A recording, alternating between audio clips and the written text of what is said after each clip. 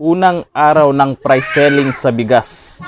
Nasunod kaya? Nako, sa mga hindi sumunod, DOJ nakabantay versus sa mga lalabag sa price selling sa bigas at gumawa pa ito ng grupo para mag-ikot sa pamilyan. Lagot-lagot-lagot ang mga matitigas ang ulo na hindi sumusunod. Pero syempre naiintindihan po ng ating gobyerno yung mga retailers na bumili ng mahal lang bigas tapos bumili sila tapos ibebenta ng mura. Ay good news po ito sa inyo. Naglaan po ng 15,000 pesos na ayuda ang gobyerno sa kada maliit na rice retailers na apektado ngayong ipinapatupad na po yung price selling na ibinebenta sa mga merkado. At ito po, panoorin po natin ang paliwanag po ng DSWD. Ano po ang update na sa pamimigay ng ayuda sa mga maliliit na rice retailer? Ang ibig ko sabihin, alam ko may pondo na po dyan. Sinasabi ni Secretary Rex kay Speaker Romualdez na I believe ito na po yung sinasabi ng House na may pondo para sa mga retailer. Ang gusto pong marinig ng mga retailer, kailan po yan umpisahan na maibibigay sa kanila ang ayuda to compensate doon po sa losses nila because of this execution ng EO39, ASEC? Yes, opo, Sir Kerwin. Ito po yung target po talaga natin. As soon as ma-receive natin yung master list nung ating mga intended beneficiaries coming from the DTI, we can immediately implement ito pong payout natin within the week or next week. Basta lumabas po yung master list. And then, dito po, magiging pabilis lang naman po ito dahil kagaya nga po ng nabanggit ninyo, Kong Erwin, at ang nabanggit din ni Speaker, talagang may pondo po ito at inassure po ito ni Secretary Rex Gatchalian. And doon sa 5.5 billion po na pondo ng supplemental, Sustainable Livelihood Program po natin, ay nakikita natin na wala po sa kalahati yung magagamit natin para dito. At ang assurance po natin, once na nasa atin po yung listahan, nasabihin na po yung mga regional directors natin na ready na, and then yung malaking bulk po kasi ng ating assistance ay dito rin po sa Metro Manila kasi mas marami po yung mga rice retailers dito. So most probably po, baka mauna po yung dito po sa Metro Manila. So the earliest possible target depende sa master list na ibibigay ng DTI po sa inyo. Tama po ba, ASEC Lopez? Yes, Kong Erwin, tama po yun. And then ito po, mamaya rin po, nandito na po yung mga taga-DTI sa DSWD Central Office para ma-fine-tune po natin yung guidelines na talagang minamadali po natin. Kasi kung maabutin po tayo ng election ba natin by next week, alam naman po natin, bawal na tayo mag-disburse ng any assistance. Dahil sa ating barangay at state election, ginagawa na rin po natin ang paraan na makakuha tayo ng exemption from COMELEC para magtuloy-tuloy po ito pong payout natin para sa rice, mga rice retailers natin. Okay, sir, paano po ang magiging proseso or nabasa ko kanina may range po yata na hindi naman lahat pantay-pantay nabibigyan ng 15,000 or pantay-pantay lahat ibibigyan ng 15,000 depende kung magkano ang iyong puhunan at saka nabasa ko rin meron daw yatang ceiling na up to 50,000 lang kung puhunan mo. Pakipaliwanag nga ito, ASEC. Well, doon po sa lalamanin ng ating meeting, yan din po i-double check natin. Pero sa initial information natin, Kong Erwin, hanggang kahapon, ang matatarget po natin dito yung micro and small na mga rice retailers po natin. So, sila po yung ating tatargetin dito. Yung po yung tama po yung nabanggit ninyo, may ceiling po yan na nasa 50. Pero sa amin pong datos na ito-double check po natin mamaya, ay 50,000 yung startup capital nila hanggang 300,000. So yan po yung ipa-fine-tune natin kung lahat po ba sa bracket na yan ay kasama or hanggang 50 lang But then kung may release po natin ito, kung pagbabasihan po kasi natin Kong Erwin yung datos ng Grain Retailer Confederation of the Philippines o GRECON, we're looking at around mga 30,000 po yung maaaring maabot na small and medium. Kasi po itong GRECON, kung pagbabasihan natin yung datos nila, all over the Philippines, na 65,000 na mga rice retailers yung kanilang membership, pero kasama na po rito yung small, medium, and the mga big retailers natin. Yung kanilang small and medium po, nasa 8,000 to 9,000 o maaaring umabot ng 30,000 po na mga members po na small and micro natin na mga retailers. ASEC, merong as we speak, meron ho nagpapadala-padala na rito sa aming messenger paano naman daw po yung mga nagtitinda sa mga bara-barangay lang, wala naman sa palengke, sa mga sari-sari store na bibili siya sa palengke, dadalhin niya sa kanyang pwesto sa mga barangay, yung iba nga ho, mga bahay-bahay lang, napabili nga ng bigas na 2 kilo, mare, nawala ho yata ito mga DTI permit, bagko si barangay permit lamang, paano ito maaabot, paano rin sila, sila ay apektado din dahil yun lang kanilang kabuhayan, bibili sila yung puhunan nila, isang sakong bigas na 2 plus, tapos ibibenta nila, tingi-tingi, pati ba sila kasama? Well, sa atin po kasing project design dito po sa ating economic relief subsidy para nga po sa ating mga rice retailers, ang nakalagay po dito ngayon ay yung may mga DTI registration. But then, siyempre, yun nga po yung ating magiging problema. Paano nga po yung mga kababayan natin na wala nga pong mga barangay permits lang po yung meron. Well, ito po yung pa-finalize natin with DTI mamaya po doon sa meeting natin sa kanila. But then, nais din po namin sabihin sa ating mga kababayan na yung ating naman pong ibang programa, like yung mga assistance to individuals in crisis situation na pinag-uusay niyo po noon, Kong Erwin, no, nandito kayo, ay maaari din naman pong gamitin at in place po ito doon sa mga kababayan natin na maapektuhan ng ganitong krisis. Kabilang po ito yung ating pagkakaroon ng price ceiling doon po sa ating presyo ng bigas. So maganda siguro bukod sa DTI, ASEC, pakibulungan na rin si Secretary Rex Gatchalian na isama na rin ang mga tiga DILG, yung barangay department nila doon kasi marami tayong mga kababayan na yan po ang maliliit na negosyo, mga bigasan sa barangay pero hindi naman nagdi-DTI kundi meron lang permit sa barangay. Siguro mas mainam matanong ang ating mga barangay na ilan ba dyan na nagtitinda ng bigas? Ipakita mo sa amin yung mga barangay certificate ninyo na kayo ay nagtitinda ng bigas at wag mo sabihin na kahapon ka lang nagtinda. Dapat ikaw ay nagtitinda na ng bigas ng bago pa nagkaroon ng problema na ganito. So mas maganda siguro, ASEC, matimbrehan na rin si Secretary na isama na rin ang DILG siguro para lahat mabibigyan ng tulong na mga nagtitinda ng bigas.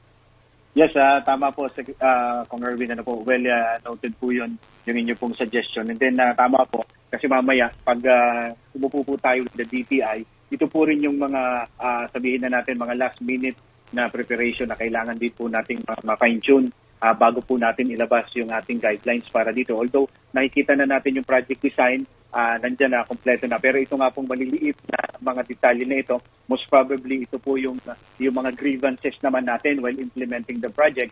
So maapektuhan din po yung implementation nito. So ito po yung ating i-raise din ng mga issues with the DTI.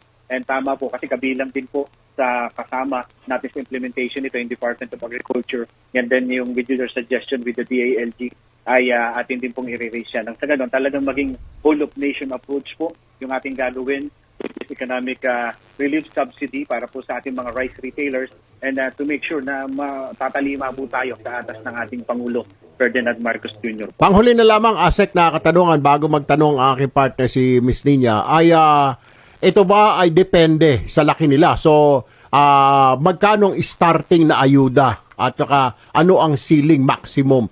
Is it 15,000 ang maximum? Ibig mo sabihin ito, merong mabibigyan ng 5,000 lang kung maliliit sila ng mga pwesto para sa buwan na ito? Well, sa ating pong project design na Kong Erwin, po nakalagay dito talagang 15,000 pesos po. Yan po yung entitled na matanggap ng ating pong mga beneficiaries. At ito po ay one-time, big-time po na economic relief subsidy na ibibigay po natin sa ating pong mga karapat-dapat po na mga rice retailers. Okay, so ASEC, pare-parehong mabibigyan ng same amount? 15,000. 15,000? Walang labis, walang Yes, kulang. Whether you're a Yes, big po. retailer or a small retailer or maybe possibly kung sa barangay ka lang? Yes, tama po. Well, ang target lang po talaga natin dito, Ma'am Ninya, may 15,000 po yung mga retailers po na matatarget po natin dito. But then, ang target nga lang po talaga natin ay yung micro and small. So yung mas malaki po dito, we're very sorry pero hindi na po sila mako-cover po ng ating economic relief subsidy. Pag ganyan po, pupunta sila sa DSWD para kunin yung pera o idadalhin sa kanila? Well, ang ating pong nakikita rito, kagaya po ng ating mga ibang payouts, magkakaroon tayo ng staging area. Kasi aside po from the master list, ay magkakaroon din po tayo ng verification kung indeed sila nga po talaga yung nakalagay doon sa listahan. But then, with the master list from the DTI, ano po, na itino-double check. Yung ating mabilis na lang po na verification yan dun sa ating ma-identify na payout centers. And hindi po tatagal siguro ng mga 30 minutes ay maaaring tapos na po yung pagpuproseso natin dun sa ating mga beneficiaries.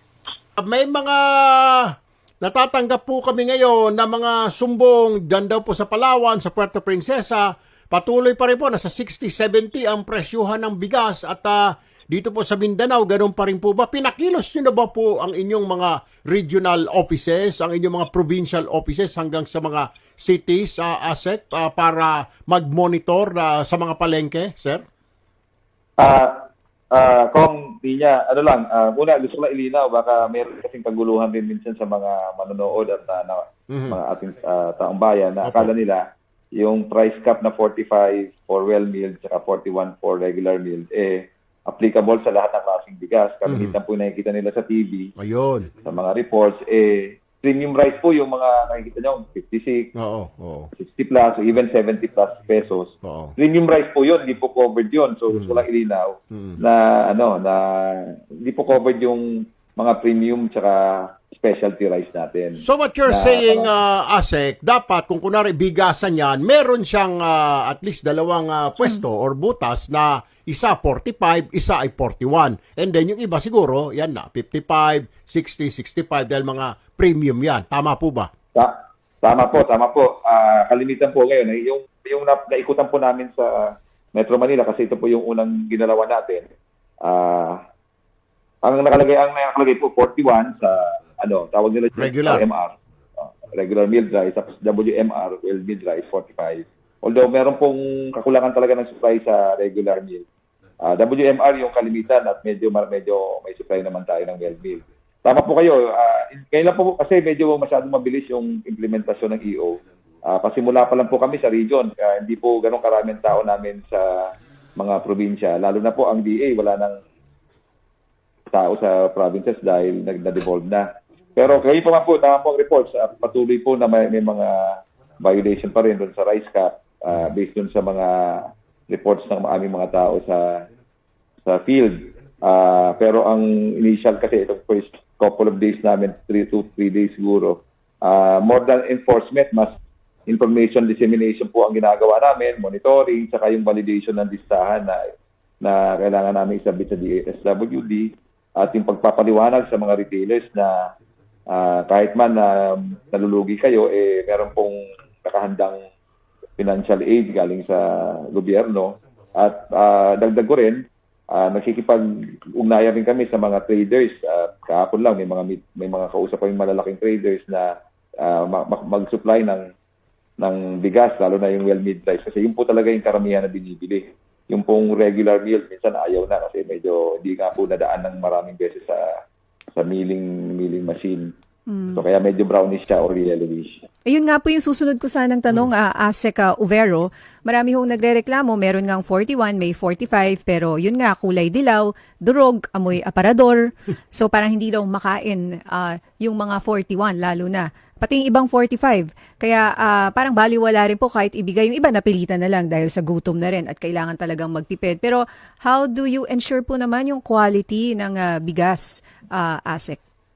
Yun sa probinsya natin, ikipagtulungan kami sa NFA kasi sila talaga yung may expertise dyan. Dito naman sa kalunsuran, sa Metro Manila lalo, nandiyan yung DA. So far naman, hindi pa pagmalawakan yung aming pag-iikot. Pero nakaikot kami ng 6 na munisipyo at syudad dito sa Metro Manila.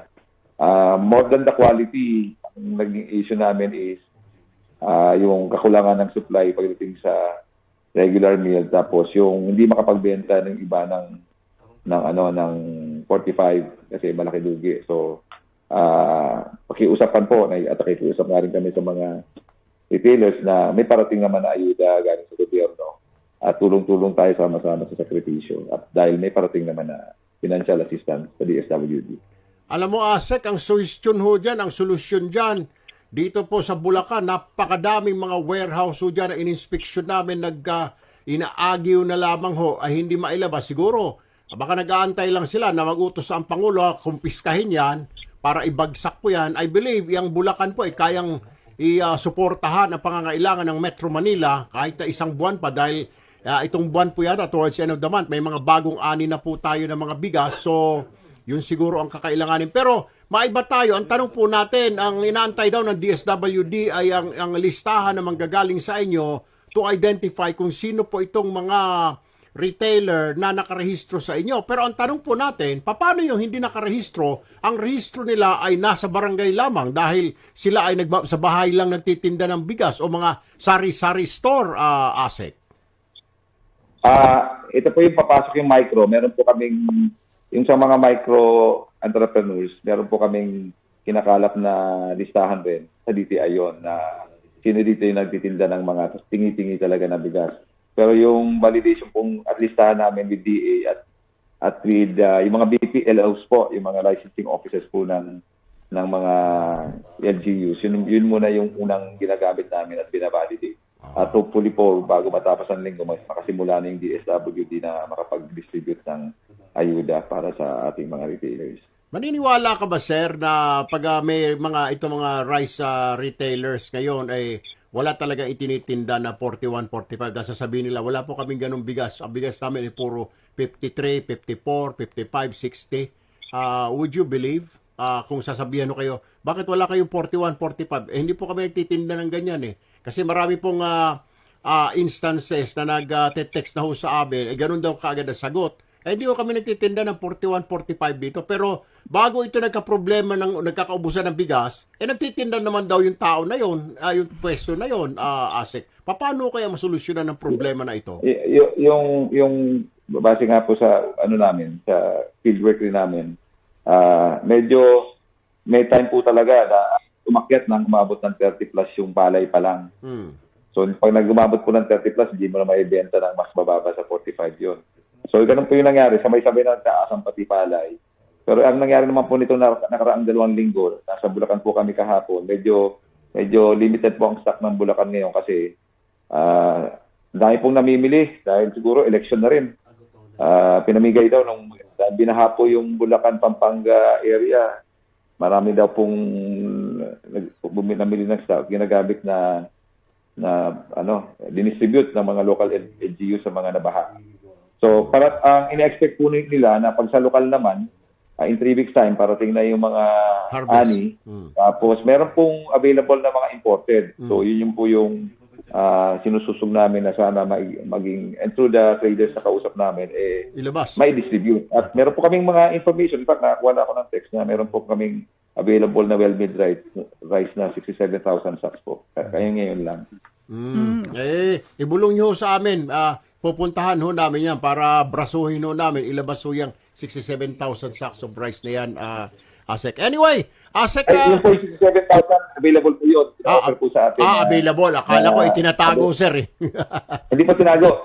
Offered po sa DTI na i-distribute. Ay, salamat sa Diyos. Thank you. Ayan. May inilaan na po ang gobyerno.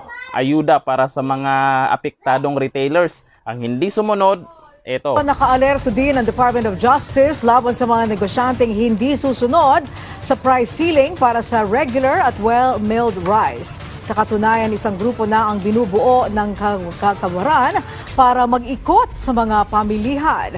Ang sentro po ng balita mula kay Luisa Erispe. Hindi makakalusot sa kamay ng batas ang sino mang lalabag sa price cap ng bigas. Yan ang tiniyak ng Department of Justice alinsunod sa inilabas na executive order ni Pangulong Ferdinand R. Marcos Jr. hinggil sa rice price ceiling.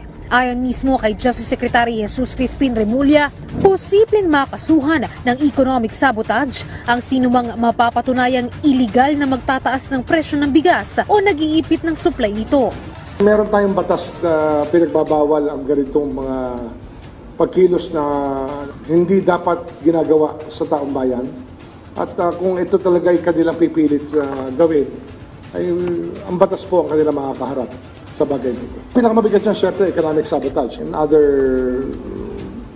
crimes that are against commercial interests of sa taong bayan. Bilang parte naman ng kanilang investigasyon kung saan ang punot dulo ng pagtaas ng presyo ng bigas sa merkado, bumubuo na ang DOJ ng mga grupo na iikot sa mga palengke para imbestigahan ang kalakalan sa bigas. Nagbubuo pa kami ng mga team na iikot din sa mga merkado upang tingnan mismo ang mga pangyayari sa mga iba't ibang mga merkado. At ito ay aming ngayong ginagawa ng pag-aaral, yung iba't ibang mga pwedeng ipataw na kaso sa mga hindi tatalima sa mga nais natin ipatupad na mga rules tungkol dito sa price ceiling. Para alam natin talaga kung saan nanggagaling itong mga taong ito, kung saan kung ano ang kanilang basihan sa kanilang pagrepresyo ng matataas at bakit gano'n na nangyayari. Tiniyak rin ng DOJ na kaisa sila sa pag-aaral ng Kongreso at iba pang ahensya ng pamahalaan hinggil sa hoarding, smuggling at pagtaas ng presyo ng bigas sa bansa. Giniit din ni Remulla, naniniwala siya na dapat nasa 41 pesos lang ang tamang presyo ng bigas kada kilo sa merkado. Nakikiisa kami ngayon sa Kongreso sa pag-iimbestiga. Sa bawat pagdinig ng Kongreso ay meron team ng DOJ na nakamanman at tumutulong sa Kongreso sapagkat ang paghanap ng ebidensya ay hindi madali. Kaya tulong-tulong na lahat na sangay ng gobyerno sa bagay na ito. Yan po yung update ngayong unang araw sa pagpapatupad po ng price selling sa bigas. At asahan po natin, umpisa na po ng anihan at sana bababa pa po yan. Hanggang dito na lang. Thank you. Bye-bye.